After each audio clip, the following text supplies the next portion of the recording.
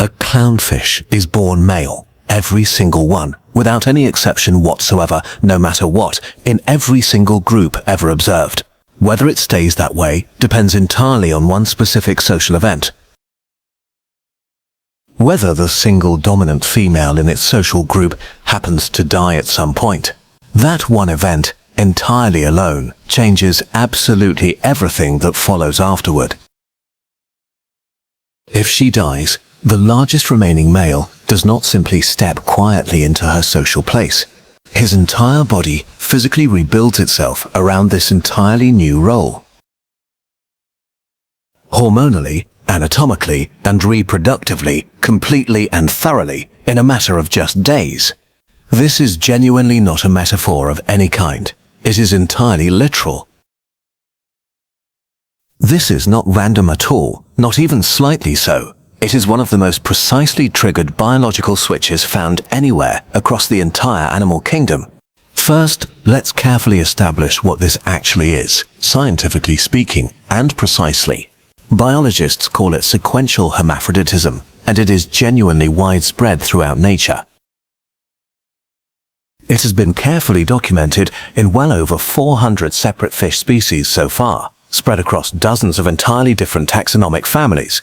There are two entirely distinct directions this change can possibly go, and each individual species is genetically locked into pursuing just one of them.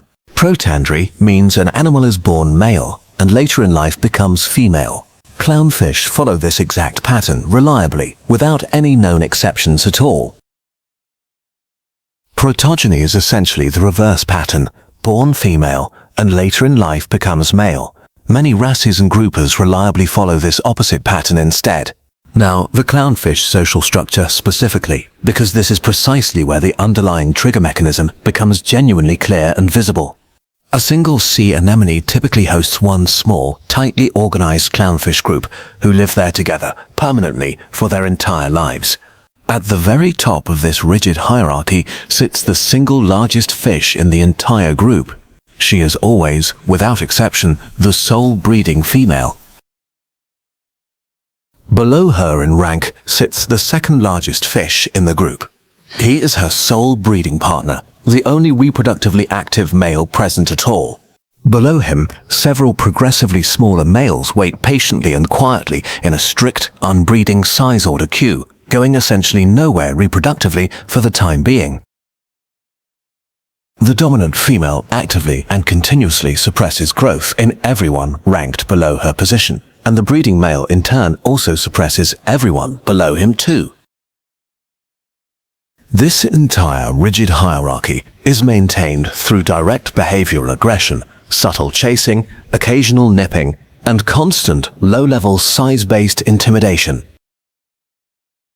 As long as the dominant female remains alive and reasonably healthy, every single fish below her stays exactly where it is, biologically frozen firmly in place.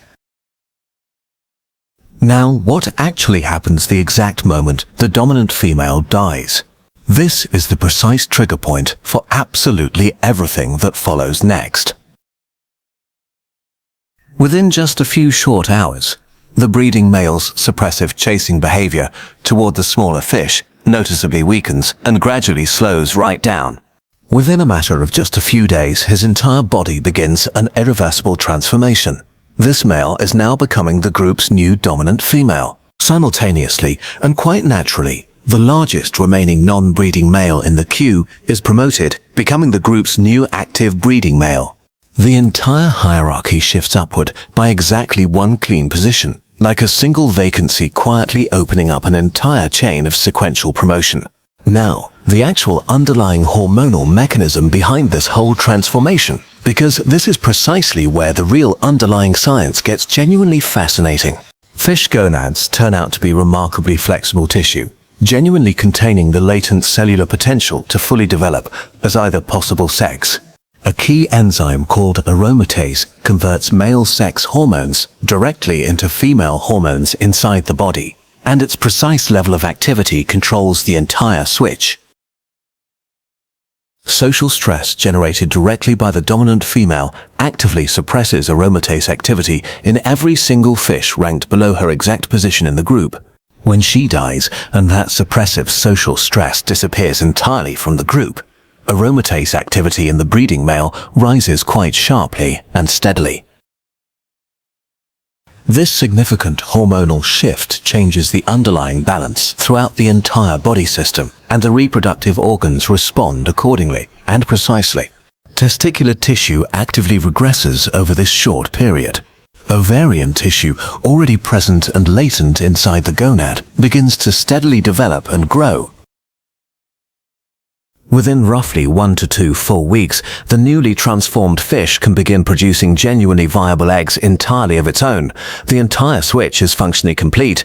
The change is also entirely and permanently irreversible, with no known exceptions. Once a clownfish becomes female, it never reverts back to being male again. Now, the reverse pattern, seen clearly in wrasses and groupers, where the entire underlying biological direction runs the completely opposite way instead. Cleaner wrasse groups typically consist of just one single dominant male and several breeding females positioned carefully beneath him in the hierarchy. The marine biologist D. Ross Robertson carefully documented this exact switch experimentally back in 1972 in what quickly became a landmark scientific study. When Robertson experimentally and deliberately removed the single dominant male from the group, the largest female began changing sex within just hours. Behavioral changes appeared almost immediately, within mere minutes of the dominant male's removal. Full physical transformation followed within about 10 total days. The exact same underlying aromatase mechanism runs in the opposite direction here. Suppression of the enzyme itself now actively triggers masculinization instead of the reverse. The very same enzyme, the very same basic underlying circuit, completely opposite direction of travel, all depending entirely on which specific social role opened up. Now, why did this whole system evolve in the first place at all? The evolutionary biologist Michael Ghiselin proposed a genuinely elegant answer back in 1969. He called it the size advantage hypothesis.